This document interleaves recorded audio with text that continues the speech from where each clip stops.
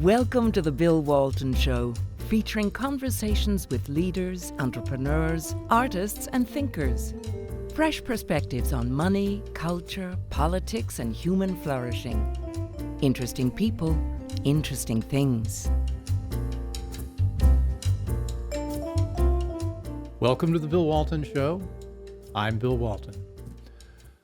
Well, a little over a year ago, I opened my show with Jay Richards with this statement.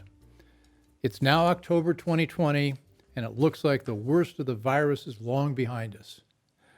And yet we are still in the midst of a pandemic of fear that is far worse than the virus. And it's a crisis that has basically divided the country into two camps: open America up or keep it shut down.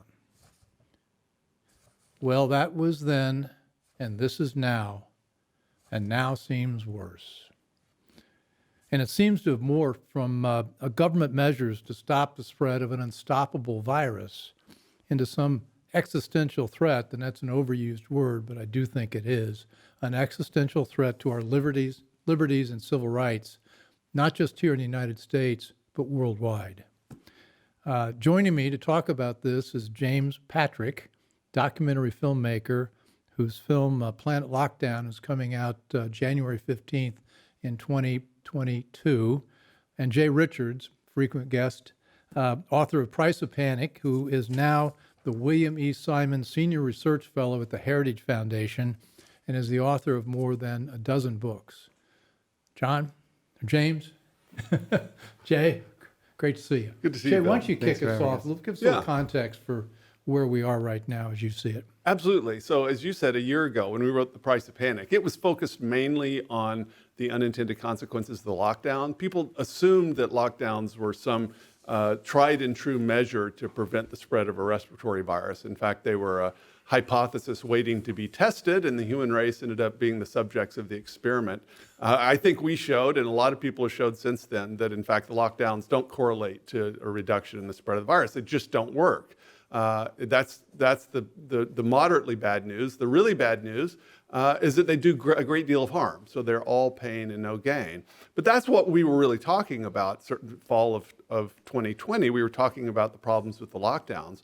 Now, of course, we're talking about a heck of a lot more. We've got the vaccines, we've got vaccine mandates, and now we're hearing tell of vaccine passports in which people can't exercise their basic rights unless they've been properly vaccinated, and that, of course, is a moving target. And as you said, I think this is an existential threat to our liberties and to our freedom. And here's the problem, as I see it. There's never a good time to put your foot in for an incremental tyranny. We always expect tyranny to come in sort of one fell swoop. The troops march across the Maginot Line or something like that. Now it's time. But this is an incremental tyranny in which each little detail doesn't seem like that big a deal. Well, just wear this silly mask. Well, don't go to the grocery store. Just get a shot. There's never any obvious time. And so I think it takes a bit of discernment to understand what's happening in the big picture. And I think at this point, my hope is that it's gotten so far along that more and more people will be aware of that. Well, I think if we do our job and keep getting the word out, maybe we can nip this, I won't say in the bud, it's long past the bud, it's pretty long and branch. Yeah. James, your film is extraordinary, very, very well researched, and you've traveled the world to get the leading experts to bring their stories forth and their points of view forth. Talk about that. What gave you the idea? How did it bring about? How long did it take to make? And yeah, it took about a year and a half now, and I was just very upset when I heard lockdown, and it seemed to me more of an economic takedown measure to help big business and destroy small business. But within a few weeks of the lockdown, I was seeing advertisements for immunity passports. It looked like tens of millions of dollars were being pumped into these companies. The talk of these vaccines, and I could tell this was headed in a very dark direction. So after a few months sitting at home like everyone else, I was just restless and so upset about what was going on. I said I have to do something about it, and so I decided to make a film about it, and put 40 grand on zero interest credit cards to buy the equipment and set out to do it. And And by Christmas, the situation was developing so quickly, I decided to just release all the full interviews in full. And I think Christmas, I started putting them out a year ago, and they've been getting, millions of views, and I put up 40 interviews. But we talk about civil liberties Yeah. and our rights and speech. A lot of these got pulled. Yeah, a lot of them. Yeah, like half of them at least. So YouTube, Yeah, YouTube was censors. I mean, Planet Lockdown's like a banned phrase on most of the platforms. So maybe we won't use that in the title for the show. We'll sneak it in somewhere. yeah, you may not want to. So do you want to show us Yeah. the opening? Yeah, sure. The Why don't opening we- of this? why don't we This take a look at the this is soft really, opening? it give you a sense of how, I can't believe this is $40,000 worth of movie making, because it looks like a lot more. So kudos. Yeah. Let's take a look at this. And We are in a strange place, in a strange place, in the corona lockdown, that would be the opening. That would be the opening. I have never seen the Great Lawn so empty. This is not life. The government is destroying people's lives, just creating fear, making people behave rationally. I was very puzzled since the very beginning, and I was alert to the fact that what we were living was not quite right. It was like a programmed and orchestrated action, which was almost in the same way all over the world. true, Yeah. truer words. So, Yeah. so how much time did you spend traveling around to do this? Maybe 6 months. And On where'd the- you on find the all, road. you've got some of the leading experts. I mean, Yeah. who are the three people we just talked about here? That's Knut Wachowski in New York. He's a top world-class epidemiologist who worked at Rockefeller University for 20 years but retired, I think, or did his own stuff 3 years prior. So he's like free to talk. And then Alexandra, she's a very high-level geneticist, and in Paris, I think was the former research director of the French NIH. And then this is Bishop Schneider, who's outspoken on the topic. And where's he based? He's like the adjunct Auxiliary Bishop of Kazakhstan, of I believe. Kazakhstan, yeah. But travels a lot. The guy travels all the time. And then you had this extraordinary expert, Jay Richards, on later Yeah. on. Yeah, so it's quite the odyssey going around meeting these people and hearing their perspectives, and it's quite an experience. How did the making of the movie change you and your views? And how will it change the people who watch it? I think it's almost like we've been watching the world fall apart. So it's like you kind of go through these stages of grieving, like like Kubler-Ross is like there's denial, then there's bargaining, and so I think I, like everybody else, has gone through that, and so I've come out the other side now, and I think it's important to understand that this whole thing is really trying to take everything from everybody. They're kind of going for everything. It's like so I really would encourage people not to give in to this measure than the next one, because it's going in a direction where you don't want to go, in a world you don't want to live in. So people think, oh, I'm just going to go along, I'm just going to do this thing they're asking, but it's just incrementally more and more and more, and then you're not going to get your freedom back by continue to go along with this whole narrative. It's just getting weirder and weirder. So. Jay, how dangerous has this virus actually been? Well, it depends on who we're talking about. So it's very, very low risk for young people. There's about 1,000-fold difference between its risk for young people versus old people. So if you're over 70 and you have so-called comorbidities, which means things like heart disease, type 2 diabetes, obesity, then it can be bad. It's still about a 95% survival rate even then, but that's severe compared to very, very, very mild effects for the young. And we knew this within weeks. We knew this in March and early April of 2020, that the right way to deal with this is not to lock everyone down, but to focus on the people that are at the greatest risk from sickness and death as a result of infection. But we didn't do that. We basically ignored all the actual data we had about this. And so that's why I think, the problem is you can't say, well, it's just like a mild cold. Well, it's like a mild cold for most people. And then it's more dangerous than the flu for older people. But that's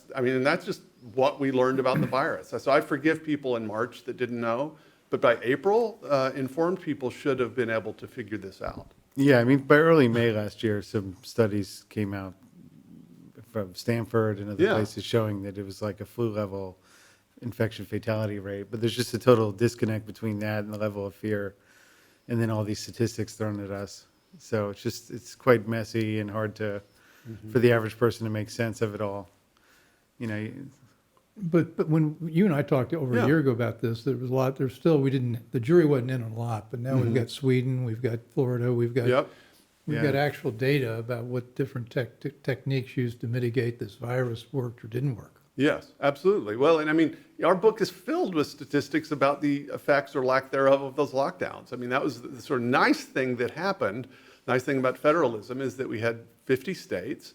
Most had some form of lockdown, but they started at different times. They opened at different times, and we could actually look at the spread of the cases and hospitalizations and things like that. And there's just no correlation between the lockdowns and what the virus did, which is not at all surprising.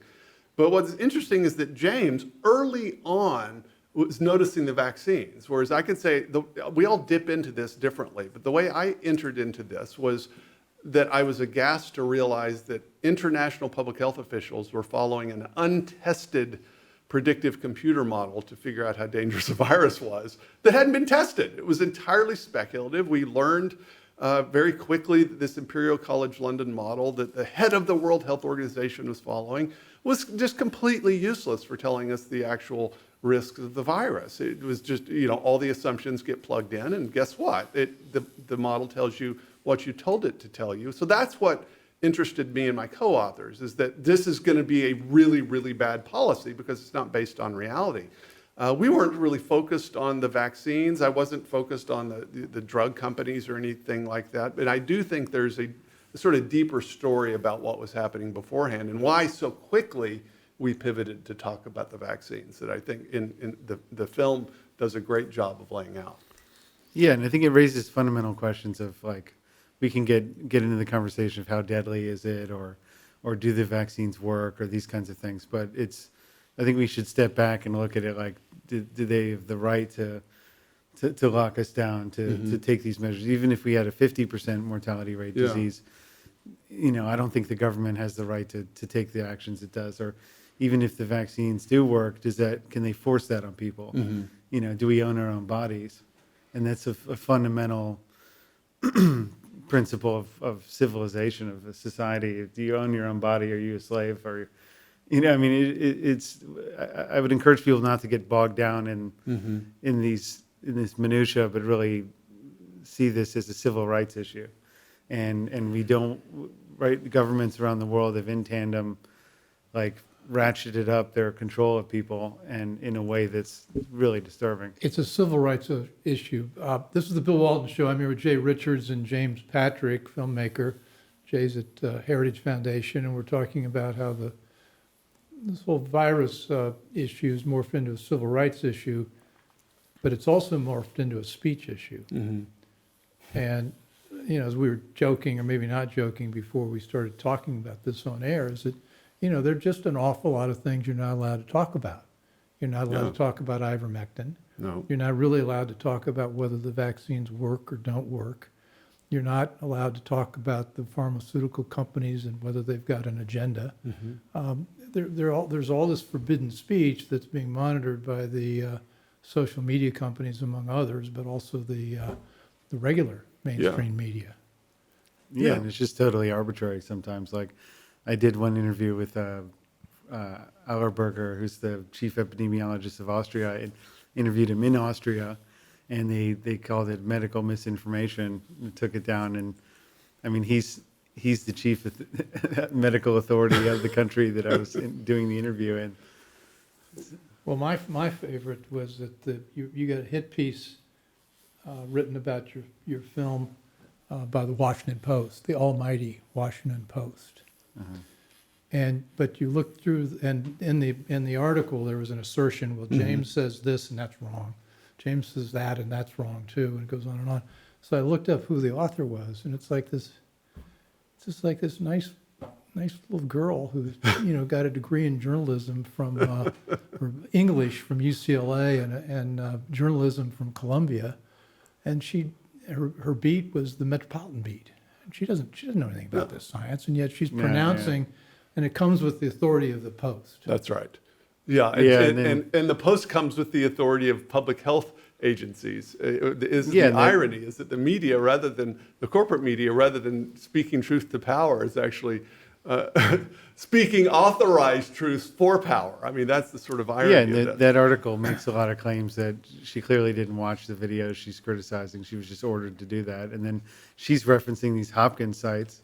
And you go to that, they're making unsubstantiated claims that are invalid. And it's like the way this is working is like the media is not responsible. The public health agencies, they're all doing their role, and no one's really can be held accountable for anything. Like Johns Hopkins has done a lot of damage in this, and the link in that article, if you go read that site, they're making unsubstantiated claims that you would need several year-long trial to prove, and yet the Post is able to just refer to that, but it's fraudulent.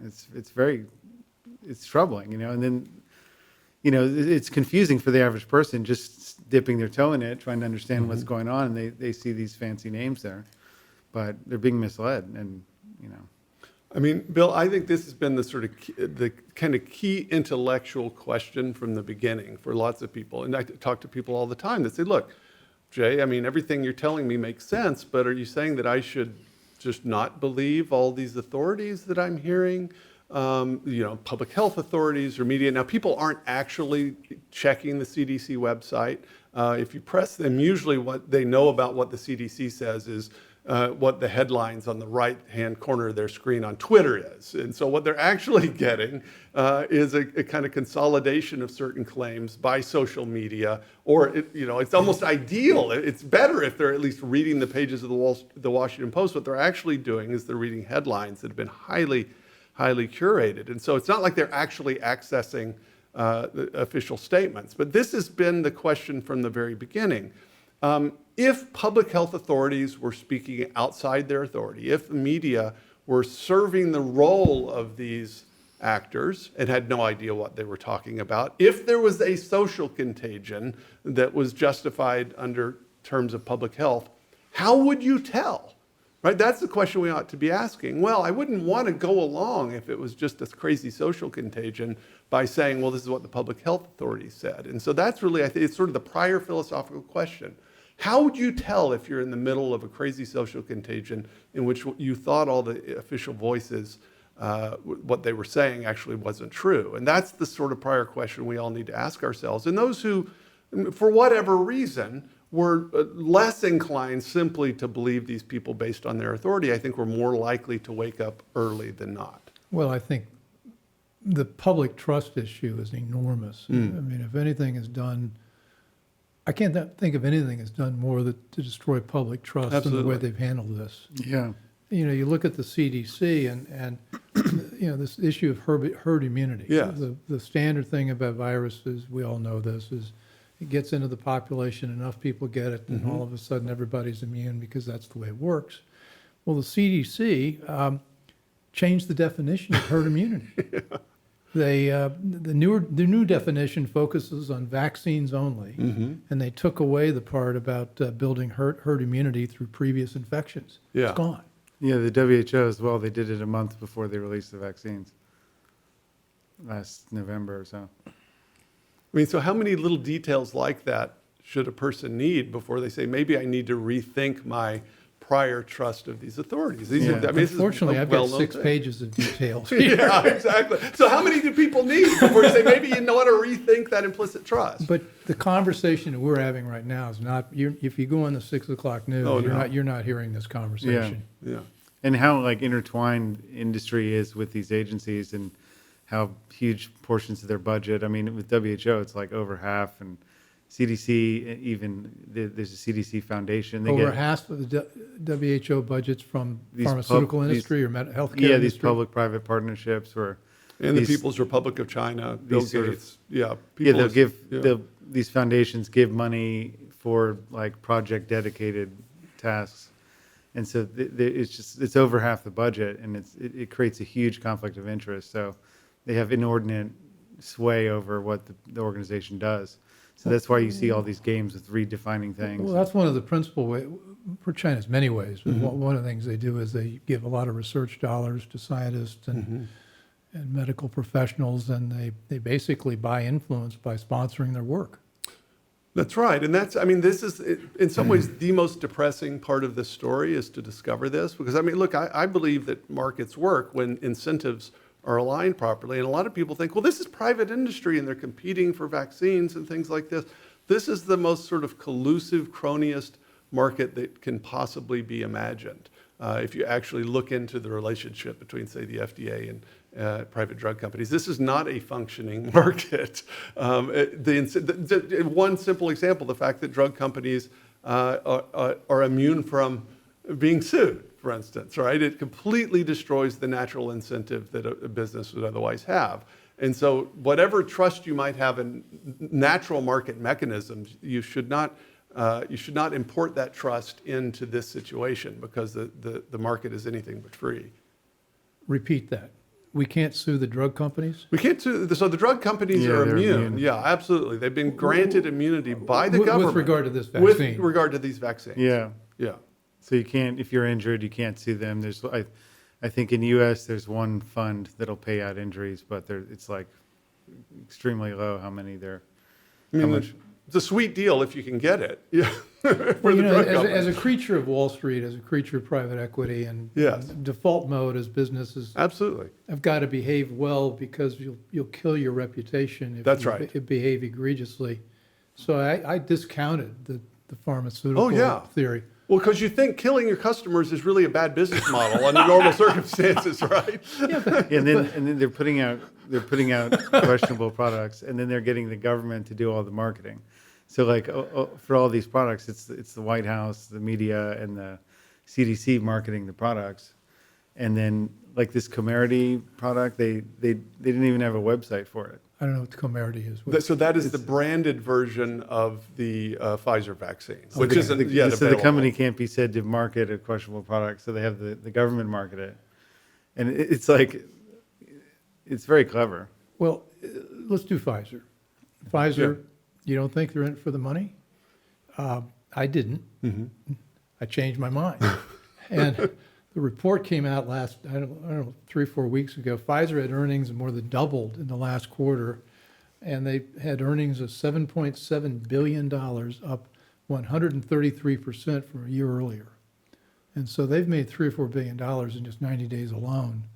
And so if you're the executives at Pfizer, that's what you're paying attention I to. mean, that's a huge incentive. And look, I'd say if a drug company invents a drug that cures cancer, I want them to respond to incentives and to make a lot of money. But that's not what's Yeah. happening And this here. is- But that brings up Yeah. ivermectin. Yeah. Because there are a lot of people, and Oh, I'm yeah. among them, who believes ivermectin works. Yes. And ivermectin has been around forever. The guy invented it, won the Nobel Yep. Prize. It's a so-called off-label drug. It was meant for this one thing, but it also works well with the virus. And yet you're not allowed to not only talk about it, it's tough for physicians to prescribe it. I mean, this Yeah, is... well, the whole reason behind that is to get to the emergency authorization of the vaccines is only valid if there's not a treatment available. So Explain we've that. seen this. Well, so to get these vaccines rushed and on the market, they got an emergency use authorization, and that's only by law that can only happen if there isn't a treatment available for Okay. the issue. So they have to suppress all the treatments, and there's what Alexandra sort of called this treatment nihilism. So they say, okay, vaccine only, we all have to, and they're still telling everyone there's no treatment for COVID-19, and so they said it. So they put out this protocol saying you shouldn't do any treatment at all, and then you wait, and then you get to the hospital after a week if you're sick, and then they're giving people this remdesivir drug, like sedatives, remdesivir, and intubation. And, a lot of doctors I interviewed think that that's what's killing a lot of people in the hospital. So remdesivir is a highly shady drug. There was one trial in 2018 Fauci funded that killed half the people in the trial. So it causes kidney failure. You should not let anyone. Is that hyperbole, or is that literally half the people in the trial? In this study in 2018, yeah. So it's a very toxic drug. To give it's like a chemo, So to give that to a flu patient is pretty irrational. But there's huge vested interest. Gilead has this, and it's like $3,000 or $4,000 for a dose, and then Medicaid's giving a 20% kickback to the hospital. So there's huge financial interest. Whereas ivermectin's $50, $50. Ivermectin's out, you can get it generically. And so the financial incentive to use that, apart from the emergency use authorization, which I think is really what's behind the campaign, not to allow off-label use of any drugs. Lots and lots of drugs that people are taking are being taken for off-label use. It's usually up to the doctor, and yet they're prohibited. In this one case, I think it was because of the emergency use authorization, and I think there's kind of natural incentives, is that the alternatives coming online, you can make a lot of money with them. Nobody's making much money with ivermectin. This is the Bill Walton Show, and I'm here with Jay Richards and James Patrick, and we're talking about everything you wanted to know about the drug companies, but we're afraid to ask. Because then I've gone from skeptical about them to pretty upset about their behavior. Mm-hmm. Well, they're responding to incentives. The trick is that people in companies, market libertarians, we say that. They say but the incentives are absolutely wrong. This is the problem, is that my trust in the market mechanism isn't based on my trust in human nature. It's that markets, when they're working properly, incentivize people in beneficial ways. But in this case, drug companies and the actors are incentivized to curry favor with the regulators, unfortunately. Let's talk about what's next. Vaccine passports, vaccine mandates. Yes. Lloyd Austin, head of the Defense Department, just said that if you don't get vaccinated, he's going to ask you to leave the military. This is happening right now. Thousands of members of the U.S. military bill have been asked for exemptions, for religious exemptions. Not one religious exemption to any member of the armed services has been granted. And so if you think about the effects of this, basically we're going to purge people who have moral or religious objections and actually have the strength of their convictions and have moral courage. We're going to purge them from the military. That's an extraordinary thing, especially when you think the average member of the military is not at high risk from this virus. Well, yeah, in the medical system too, that's really alarming that they're firing everyone who's a doctor or nurse who doesn't want to take the vaccine. So you're making the industry a lot more dogmatic. Now, did you talk to some of those people during making of your film? Which? The medical professionals who don't trust the vaccine. Some, yeah, a few doctors, yeah. And they said, what were their points on the vaccine? Yeah. I think they just said they're seeing a lot of injuries, that they don't think it's efficacious. I didn't go heavily into the vaccine in the film. It's more like 10, 12 minutes in there. I go into the mRNA technology and put a lot of clips of the CEOs of Pfizer and Moderna talking about it. It's very experimental. It's sort of like going in and getting your body to produce putting in these foreign RNA and getting your body to produce these spike proteins, and then they say it goes away after some time, but it's a rabbit hole of complexity. It's not certain. It's not clear. And I put a clip of Borla, the CEO of Moderna, and they're saying from January this year, saying if they work, if they do what we think they'll do. And here we're deploying it to millions of people. So my sense is that three of us would agree with this statement. We're not sure about whether vaccines work or don't work, but it's up to the individual to decide whether it works for them. Well, I mean, These aren't really vaccines. There's sort of gene therapies, and they got the CDC to call them vaccines, because then you get the immunity. You get the 1986 protection from liability.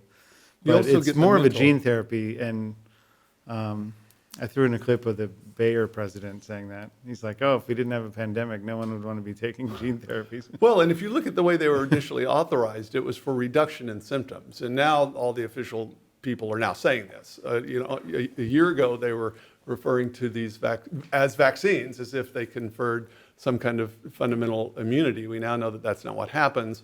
My sense, looking at the data, is that these vaccines for people that are not in any way injured by them, it probably does confer, some kind of benefit in terms of reduction of symptoms. It's just that benefit itself wears off quickly. You have to keep re-upping, and people should be able to make decisions based upon their personal life situation as to whether that's a risk-reward calculation they want to make, as opposed to this kind of the one-size-fits-all for 330 million people. Well, but the rush trial criteria to get these passed was doesn't even. It was just for Moderna and Pfizer. It was just passing one PCR test after a week and the reduction of one flu symptom. So you could put anything through that trial. The trials and are get very, it passed. So the thin. original trials to get them authorized don't test for immunization of anything. They could have done T-cell immunity. They could have done a proper trial that would see if the things were conferring immunity.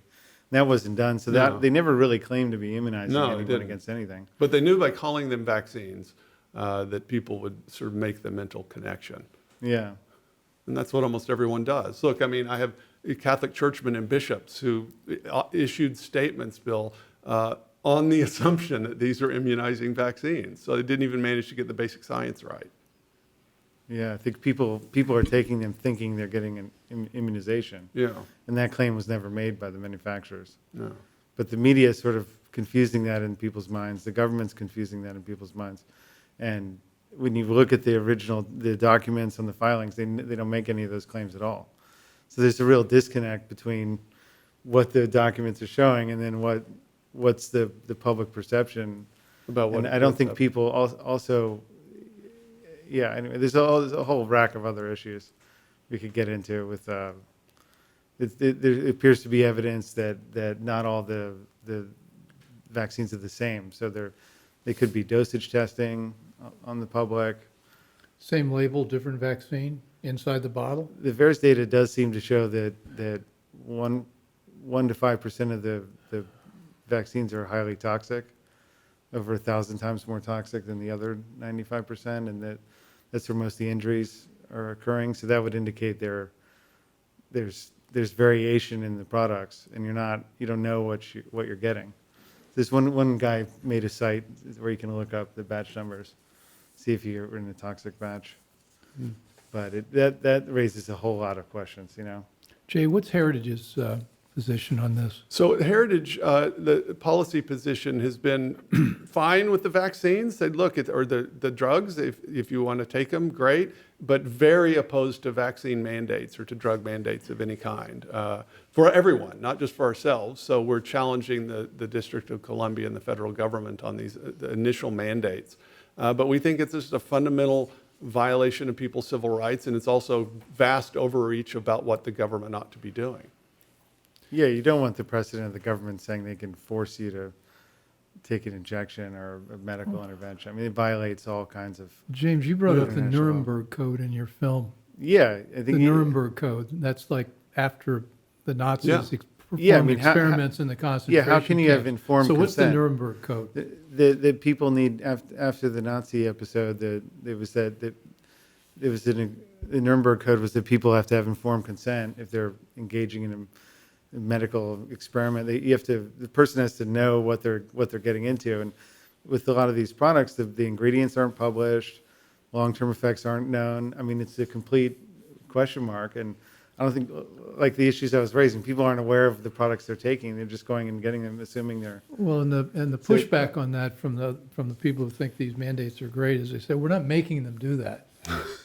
Well, Well, if you're restricting true, your- except if you want to have a job, Yeah. go to a restaurant, get on an airplane. You're still yeah, I still mean, it's- free, sort of like you're still free in North Korea to believe whatever you want to believe inside your head. Yeah, I mean, if you're taking someone's rights away to travel, to have a job, to enter businesses, to have any sort of public life, I mean, yeah, that's forcing, that's coercion. So So- creating a new apartheid of exclusion is just it's a really scary, evil thing that's going on, and it's all in the name of, oh, we're helping you. I mean, this is diabolical. I mean, it's not like people need to wake up to what's going on, because this is the rhetoric is getting weirder and crazier and more aggressive, and now they're saying, oh, we're offering it, but I've seen a lot of pundits or experts say, well, the force is coming, but now we're in the offering stage. But it's like the rhetoric is getting crazier and We're saying crazier. be nice now, but just Yeah. wait till wait. Yeah, I If mean, this it's is what important we offering looks put the like, foot what does down. force look like? Yeah, we got to put the foot down here, because it's only going to get worse. I mean, people are like, oh, I'll do it, it'll get better. It's not going to get better. I mean, New Zealand has internment camps. Yeah. yeah, in Australia. So they're openly saying, and it's for unvaccinated people. And didn't New York just start have people going into restaurants to see whether Yeah. people had their Yeah. Pulling Yeah. people out. And Just- my being the kid in me thought, well, we used to get fake IDs to buy beer. Maybe Right. we'll just do a fake vaccine mandate. I'm But assuming there's a evidently- bunch of those floating around already. Well, but Yeah. they've made it a federal. Oh, is that They've right? made it a felony. Okay. It's not just a I can't know what the penalties are, but it's not. Yeah. It's not some little thing. Chicago, Yeah. I think, has made it a felony. Really? Fortunately, they don't Yeah. enforce the law in Chicago, so maybe This is the one law. yeah, it's the one Yeah, that I will mean, enforce. It's The like in police are DC, the only thing they get right is parking busy. tickets. That's right. Parking Yeah. tickets and jaywalking. I mean, now it's just these paper systems, but I know a law was proposed. I'm not sure if it was passed to make a federal vaccine database for U.S., because now it's distributed. There's no central records of anything. It's done state by state. But I mean, now it's just these paper informal systems. But like the Rockefeller and Gates Foundations are funding blockchain immunity records, so that there'll be this you can't hide. It's an indelible record. I mean, this is really Orwellian, or way worse than Orwell. I mean, this is really making like the Nazi period look like a cakewalk. I mean, what's coming? This is the Bill Walton Show. I'm here with James Patrick and Jay Richards, and we're talking about the Orwellian aspect of all these mandates and these passports and the things that are coming. Let's take the last segment here, though, to talk just about what we see happening with regard to civil liberties, and also where we think how we might be able to get out of this. You talk about the Nazi Germany, China today has got social credit system. Absolutely. They've got facial recognition. They've got artificial intelligence that can, basically, if you go on a camera, within about 30 seconds, a computer in Beijing can do facial recognition to tell you what you are. And if you're doing something they don't approve of, you get a black mark on your social credit register.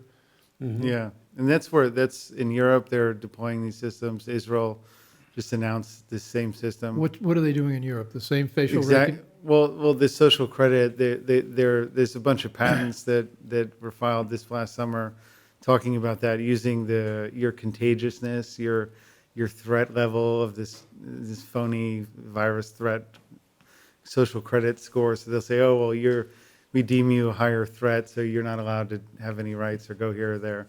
So it's like this virus narrative is being used to voice this social credit system in the name of this virus. But none of this stuff is about a virus. I think that's sort of the cover story, or the distraction to the real main act, which is an economic and political takeover. And the virus is to scare people into going along with it. Okay, well, I'm not a conspiracy guy, but it's hard not to think about that. But a conspiracy requires coordination among a few people, and this seems to be thousands of actors and different types of actors. I mean, the winners here run from Amazon and Microsoft and Apple and all the whole digital world's a big winner here. Governments are a winner because they've increased their power. Pharmaceutical companies, obviously. I mean, who are the other winners here that have a stake in seeing us lose our freedom? I think the big banks and holding companies, like seeing the economy just consolidate into all the little, small, medium-sized businesses going away, and there's just a lot more industry around this technocracy, around these digitizing everything, making everything recorded. It's pushing society in a direction we don't want to go. Yeah, I mean, and I don't think you have to, I don't think that the virus was intentionally released or anything like that. I do think, and in fact, I would bet money that it was leaked from a lab. I will not take the other side of that bet. No, okay. But that's separate from, it being intentional. I do think that a lot of people saw the pandemic as a wonderful opportunity to deploy their ideas. I mean, Klaus Schwab at the World Economic Forum said this quite explicitly, right? I mean, you're not supposed to talk about his Great Reset, but it's like, it's not a conspiracy. It's on the internet. It's right here. Remind us, the Great Reset. The Great Reset is a restructuring of global capitalism for the 21st century in a much more, it always sounds nice, and much more human-centered and sustainable way, and in which the robots will do all the drudgery and we won't own anything and we'll all be very happy. But he quite explicitly said that this is an opportunity for us to restructure things. And so this is not some tinfoil hat crazy conspiracy. It's exactly what he thinks. That doesn't follow Klaus Schwab orchestrated the whole thing. It does mean that he and people like him are very happy for this opportunity. Yeah, it looks like an attempt to create a sort of world communism where if they have everything digitized, then they could get it to work. Like communism collapsed because you can't, Soviet Union collapsed because they couldn't coordinate prices, but now if they can literally tell everyone what to do and micromanage everything digitally, they're thinking, people like Schwab think that it has a shot at working. So I'm trying to get at a definition here. It's not a conspiracy in the sense you've got the little guy behind the curtain in Oz with the machine out front, but it is an elite consensus. See, this is the thing. I mean, this is why there's a consensus that's the of way the elites. to think of it. Is that I say there's no need for a single person to orchestrate things.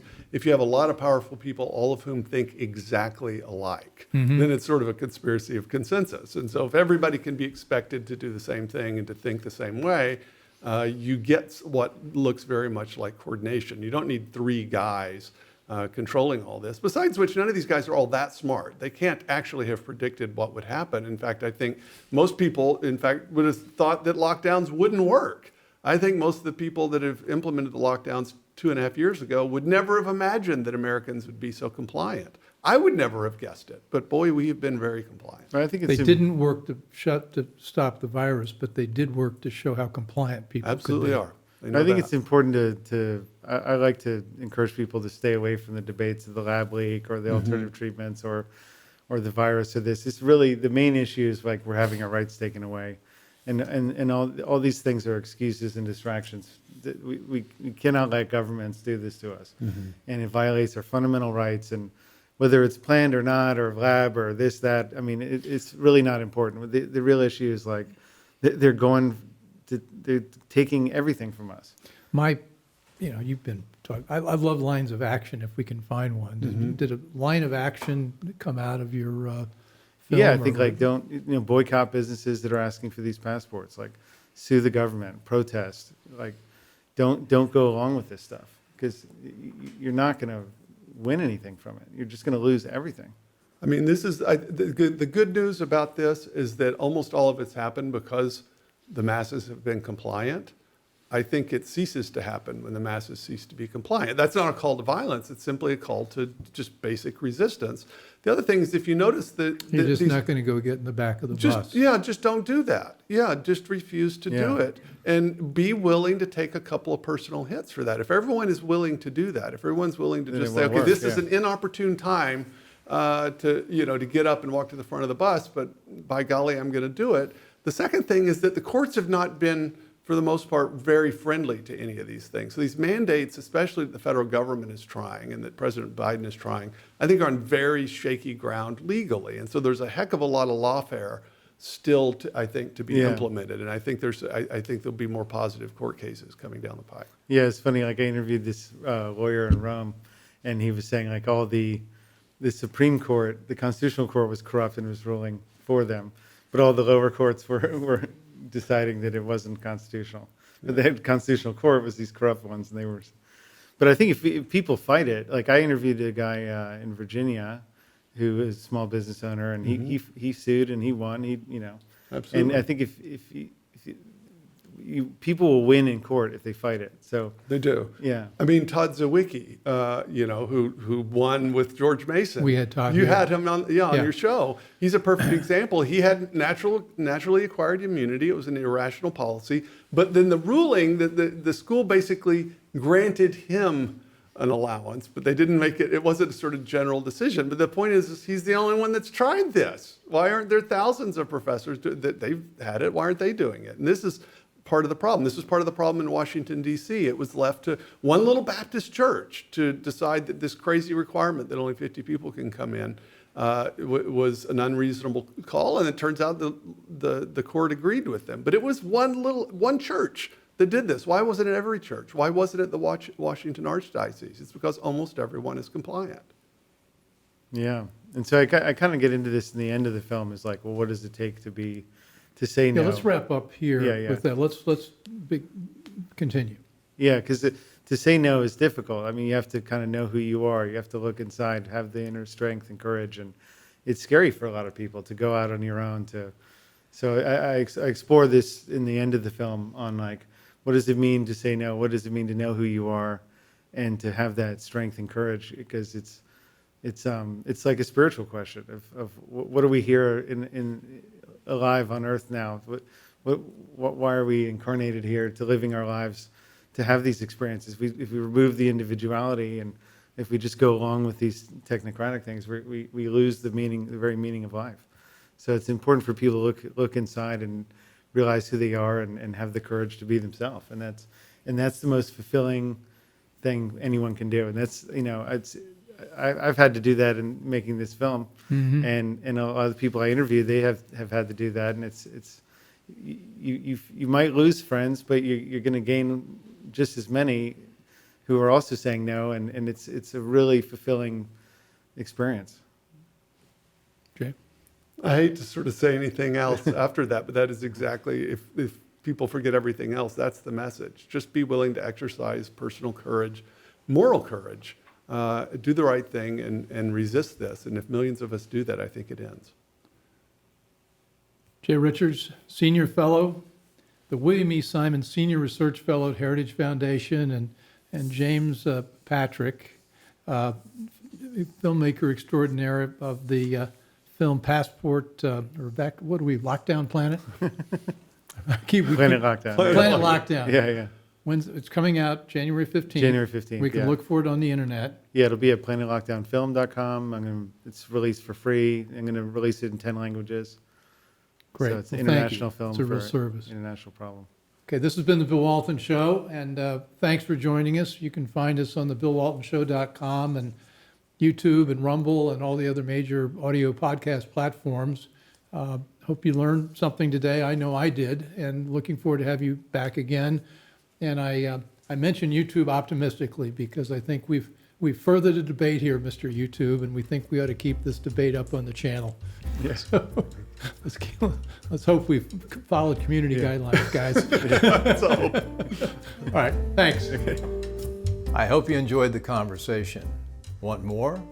Click the subscribe button or head over to thebillwaltonshow.com to choose from over 100 episodes. You can also learn more about our guest on our Interesting People page.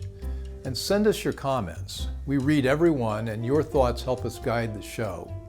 If it's easier for you to listen, check out our podcast page and subscribe there. In return, we'll keep you informed about what's true, what's right, and what's next. Thanks for joining.